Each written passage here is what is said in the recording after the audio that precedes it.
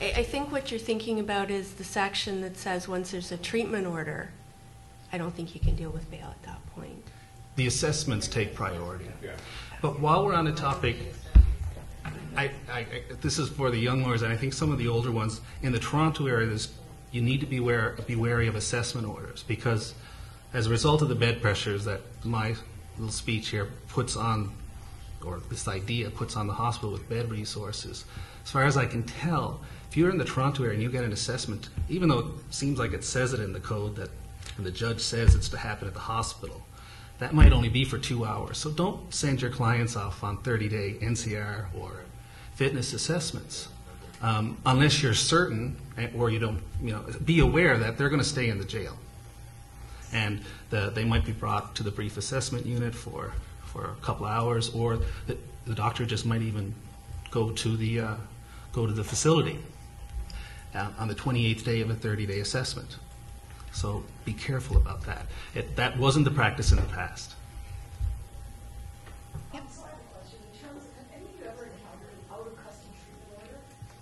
Because I had a gentleman at Brampton, and I had exempted fine because one uses it was a minor charge of mischief, and I used Justice Snyder's book as persuasive terms to provide to the courts. And if you're looking at the least restrictive way of dealing with this, then an out-of-custody treatment order should be appropriate. There was a bail in place. At that point, I had his parents there, and I cross-examined the psychiatrist, and they just said there's no way to do it.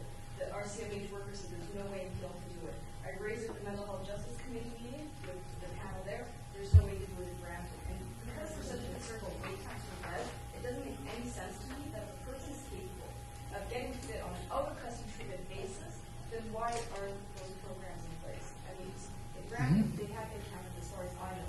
Have you guys been able to make that happen? The question is just about out-of-custody treatment orders and whether anyone on the panel has encountered them or if they're possible. I've certainly seen a few going through 102 court. Can't say they all appear to have been successful, but I have seen a few where people were out and had family supports. Actually, we had a couple, I think they had their own bail, and may not have been smooth sailing, but they were able to get through the out-of-custody treatment orders. So if this mechanism is in place in, say, Toronto, is there any reason why it's not in place in the larger GTA jurisdiction? Like, I don't understand. And I don't think it's widely available, and there's a lot of more questions than answers. I don't think anyone has been involuntarily treated out of custody. So they have. Mr. Kelly's saying they have. And Judge Snyder's, I don't see how they could do it. They could no more do that than they could at, what can they? Have they been involuntarily Have people been involuntarily treated under a treatment order out of custody? Yes. A couple. And at a hospital? CAMH. So were they living at the hospital? No. So they just showed up and... CAMH will come to you and treat you wherever you are. Well, and so you'll need the hospital's consent, whatever happens, and it's for them to figure it out. So if... See, but here's the problem. You're defense counsel, right? Yeah. See, and we get in this dilemma. We get in this dilemma of actually assisting the Crown in their application. I suppose if we're trying to pare it down and make it more humane, but we need to be careful about. Even why not do an out of custody 46-2 order? But right. It certainly is, Mr. Kelly. There's always an ethical issue here. Some charges, usually you see a threatening charge, and it's the police telling the family members, lay the charge, it's the only way your boy will get help. The parents are frustrated, they've given up, that won't do it voluntarily. And so it's and it comes out in the hearing or in the course of a bail or a trial. The charges are fictitious. It's the family trying to help their child. And you have to smell those, and it puts you in a very difficult position. The family's speaking to you, putting a lot of pressure on you, but of course your allegiance is to the accused, and sometimes you have to go against your own instinct. It's the best thing for him is you know he will get better with treatment, and it's very tempting. It is a difficult issue that one faces, and one of the things that makes representing mental health people an honor, a privilege, and a challenge, and that's one of the reasons I do it. I think we're just going to take one last question. I thought I saw a hand over here. Yep, go ahead. Mr. Kelly, urged me to mention one of my more significant mistakes as a cautionary tale.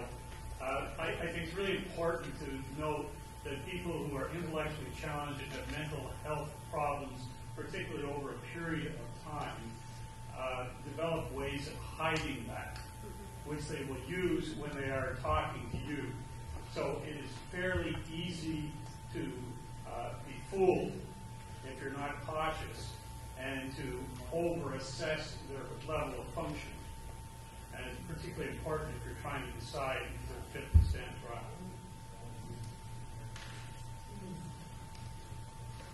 Did you have any last comments they wanted to make? To the younger members of the bar, I'm certainly not an expert in mental health. As I say, I take a few briefs a year. I was inspired to do it years ago from Joe Wright, who worked at the Duty Council 102 Court, and you'll meet some terrific and interesting people. The forensic psychiatrists are very interesting. The clients are very interesting. The situations are unique and interesting. I think the bar really welcomes new blood. There's lots of people you can call for help. The court support workers, there's a lot of help. I can't, it's financially very risky to do it as a full-time business, but certainly it is something that I encourage young members of the bar to pursue. It is, as I say, an honor and a privilege to represent these people. You'll have them, you'll follow them through to the ORB. Their families will be grateful. You'll get further referrals from them. You'll be known in the courts. And I just say, if anyone's thinking about it, I've promised to make available to the Ms. Chapman or Paul Cooper some resources that I've been able to get together. I've asked Mr. Med, who's here, for permission to use his article, and I've asked some colleagues of mine at Coda Health to provide a list of phone numbers. It's very challenging, housing and so on, and so some resources. There's tons of people to speak to, and so that's the message I want to leave with. I guess my comment would be, certainly it is an interesting area. Clients are always colorful. If you have questions, don't hesitate. You know, as duty counsel, don't hesitate to ask me or my colleagues, what's the process? You know, where do we go? Who do I talk to about release planning? Certainly the court support workers. And again, I appreciate not every court has the luxuries of the supports that we do at 102. But, you know, certainly the court support workers are also really great sources of information and really helpful with release planning. So don't hesitate to ask questions, and certainly I find most private counsel who deal with this type of law on a regular basis are always pretty approachable too, so ask questions. Well, if you care about civil rights, there's no better field to get into. Thank you very much.